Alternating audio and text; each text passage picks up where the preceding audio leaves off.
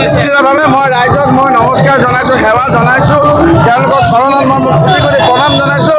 মই ৰাইজক এটা প্ৰতিশ্ৰুতি দিছোঁ, ৰাইজৰ যি মৰম, এই মৰম মই এক শতাংশ দি পালন কৰিম। মোৰ ওপৰত ৰাইজ চকু ৰাখিব, মই আপোনালোকৰ কাৰণে কাম কৰিম, নিষ্ঠাৰে সততাৰে আদৰ্শৰ কাৰণে কাম কৰিম। মই এই মৰমৰ এইটোৱে মই প্ৰতিদান দিছোঁ যে মই প্ৰতিশ্ৰুতি দিছোঁ, মই ৰাইজৰ স্বাৰ্থত 100% সদায় কাম কৰিম। মই আৱেগিক, মই অভিভূত।